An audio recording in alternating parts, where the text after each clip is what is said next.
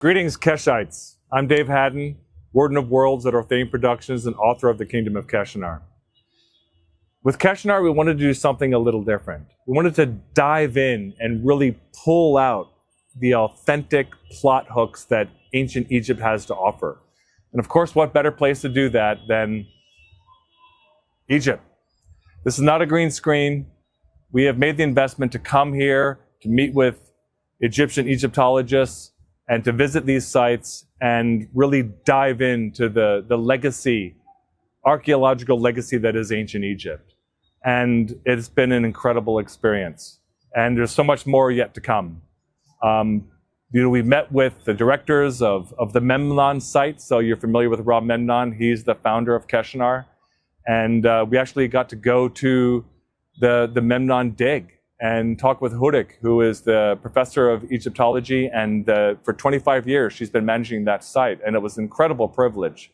And just so much inspiration to be had if you just dig a little deeper and really explore the canon that has been created by Western and Eastern Egyptologists from all of the legacy of this 5,000-year-old culture.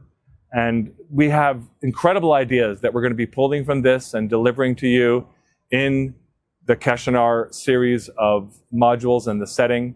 And I really just can't wait to release this and to bring the majesty of ancient Egypt, the mystery of ancient Egypt, to your tabletop. It's been a real privilege to be here and to have the honor to go into the Great Pyramid of Giza and experience it from the inside in terms of how it was constructed. The ancient Egyptians were big on the afterlife. And so if your player dies in Keshanar, it's going to be a completely different experience. You're not going to be in limbo waiting to be raised. There's going to be something that you're going to have to face. And life and death, just like in ancient Egypt, is going to be part and parcel of how you experience our campaign.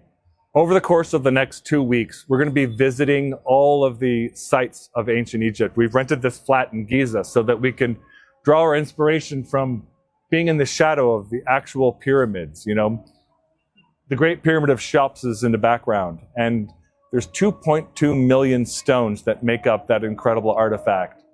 And we look at it today and we say, how do they build it? They didn't have modern machinery. They really didn't have any way to even cut the stones if you look at it from a modern perspective, right?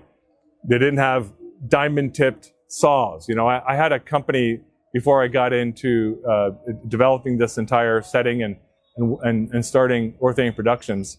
I had a company that did restoration of ancient temples, and I did that in multiple different continents. And but I had the advantage of modern machinery. But how did they move these giant stones? How did they cut them? And they've left us the clues to that. They didn't think it was particularly important. They didn't explain a lot about how they did it.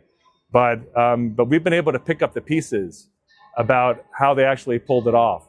And it turns out, for instance, this is just a fascinating anecdote, that the way they carved the limestone and granite blocks that they used to build these incredible artifacts is just by using dolomite pounding stones. And we look at that and we say, there's just no way, because you can only remove 0.5 kilogram per hour if you're bashing granite with a dolomite pounding stone. But that's actually how they did it. And these amazing scientists, Scientists Against Myth, these Russian scientists, I encourage you to look at their videos and to dig more deeply into the level of patience that was required and commitment to actually create these incredible edifices. And we'll put the links in the video below. But they simply used a harder material to remove the softer material.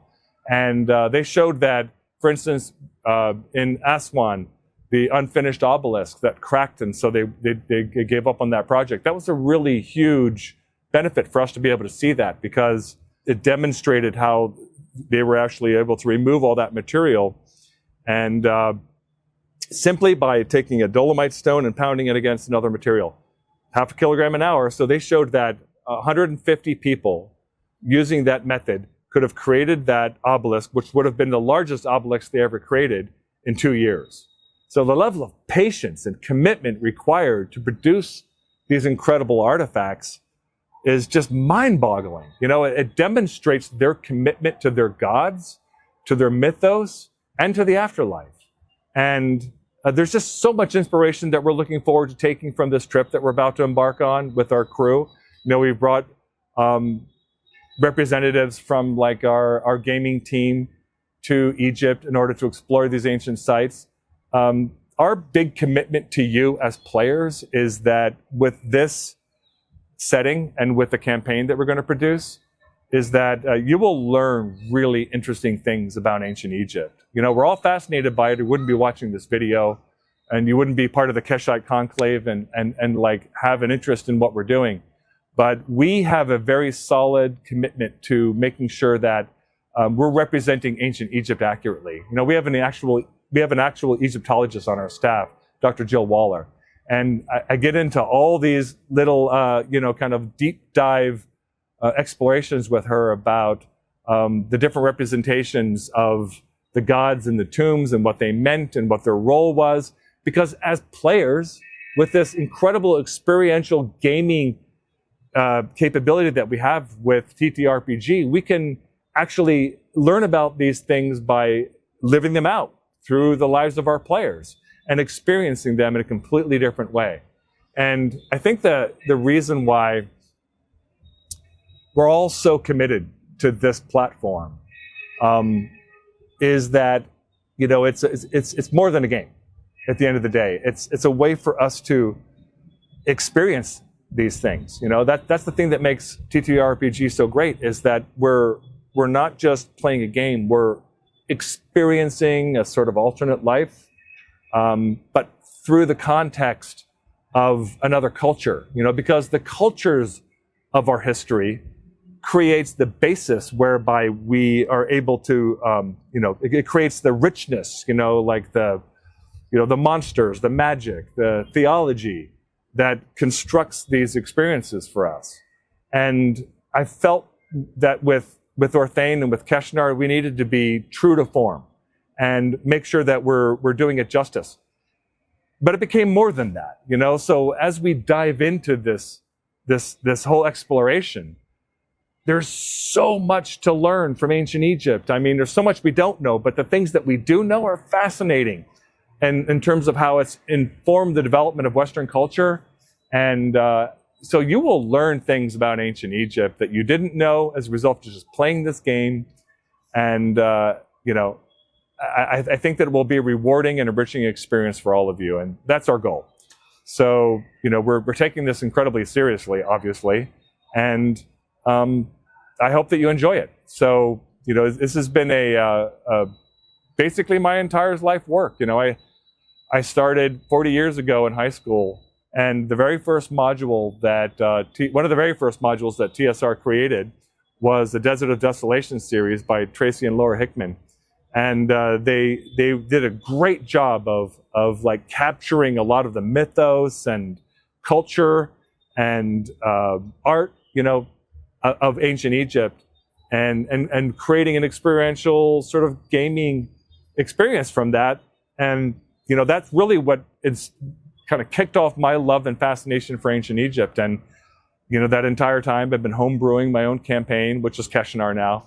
And, but, you know, now that we have the time and the team, you know, to really to kind of dive into this and to make it authentic, it's been an incredible experience because, you know, we're committed to making sure that we're representing ancient Egypt in an accurate way. So, as you go through the module, you'll learn things. You'll learn things about ancient Egypt that you didn't expect, you know, and all the ways that they've influenced our culture. You know, the ancient Egyptians were fascinated by the afterlife, but we're fascinated by the afterlife in our culture. You know, we still embalm and bury our dead in boxes or sepulchers. You know, that's because of the ancient Egyptians. You know, like I've got lapels on my coat because, you know, from Lepus, from like the nemes, you know, the headdress of ancient pharaohs. And, but there's a lot of things that I think that that have slipped, you know, that we haven't paid enough attention to about ancient Egypt that I think could enrich our lives today. You know, like the concept of ma'at, you know, or balance. You know, we all need more balance in our life. And they there's a reason why their culture lasted as long as it did. You know, I'm an American, and you know, our history is 200 years old.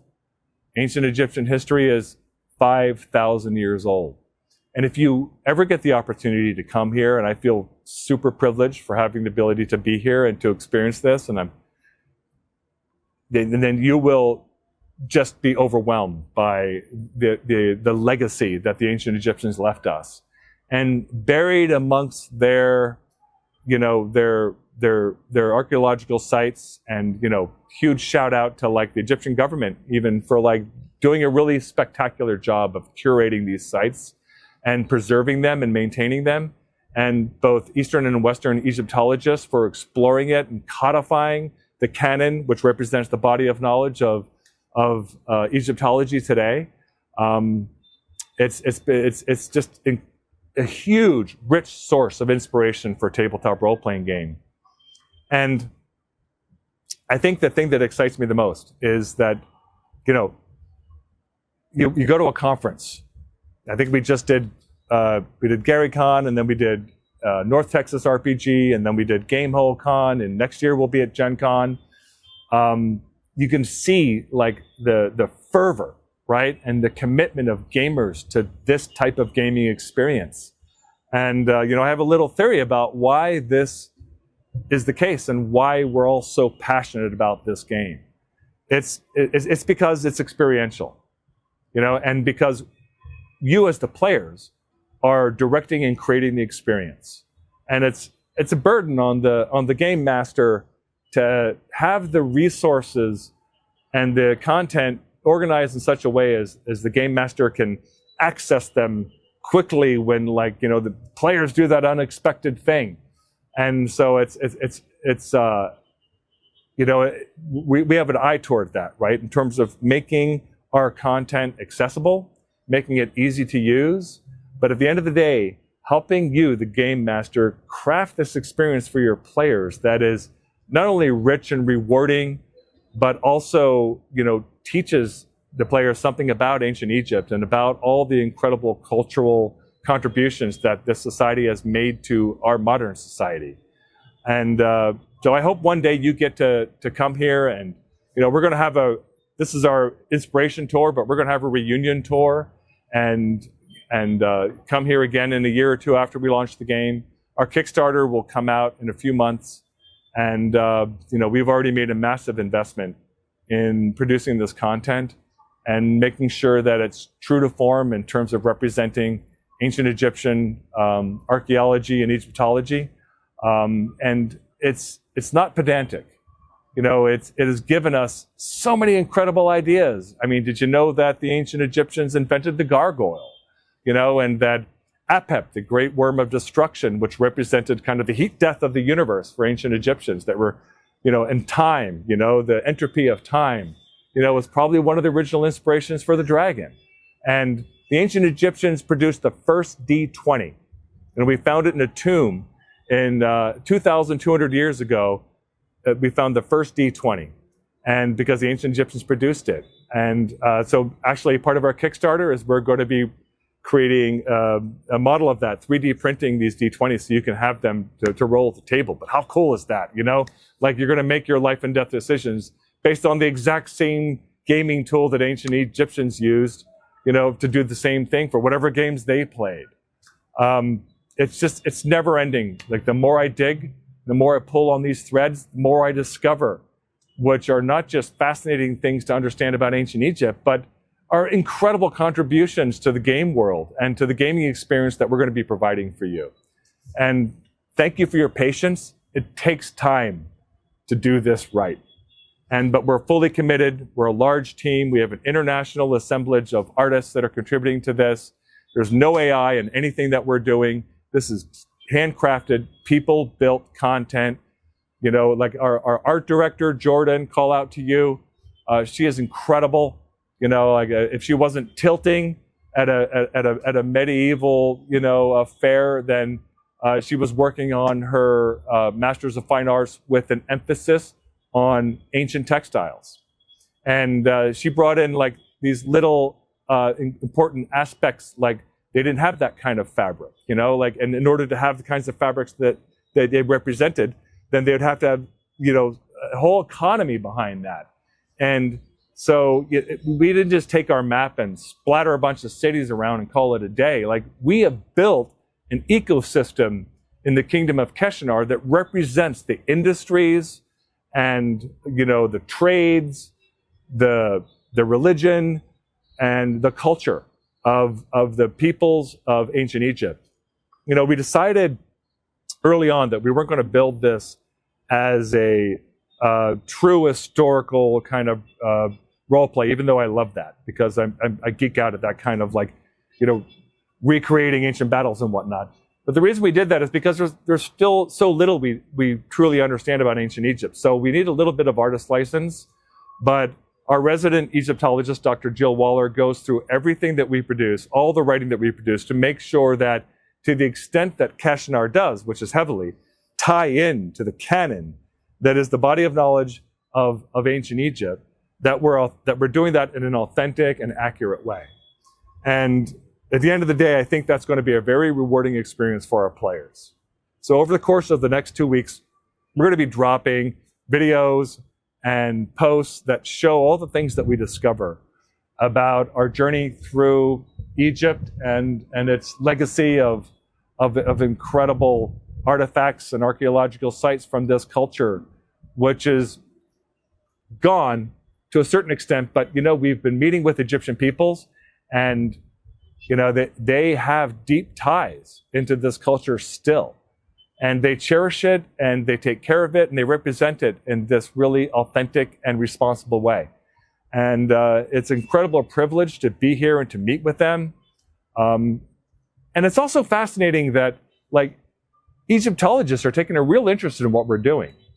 You know, we're all fascinated by ancient Egypt. How could you not be? I mean, this is not a green screen, right? Like, we rented this flat because it gave us a view of the Great Pyramid of Giza and Khufu and Menkaure. Like, there it is. You know, the only standing seventh wonder of the world, right? Because what could possibly knock it down? And, you know, so we love the fact that we had the privilege to be here and take our inspiration from this setting, right? And to meet with the peoples that are living this every day. Like, this is their culture. You know, I think that one of the things about TTRPG in general is we're paying a lot more attention to being true to people's identification, to people's cultural identification, and to their culture. And that's super important. And you know, what better way to do that than to come to Egypt and really dive into that experience? So that's what we're doing, you know, and so our team of game designers is here in order to make sure that as we go through this process, we're being authentic and we're being true to ancient Egyptian culture as interpreted by modern Egyptian peoples and modern Egyptian Egyptologists. And I've never been so excited in my life. This is the fulfillment of a lifelong dream. And, you know, I hope you enjoy it. The one and only. Cheers. Cheers, Dave. Did you get that?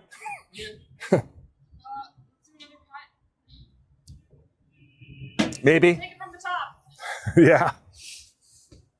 That was good.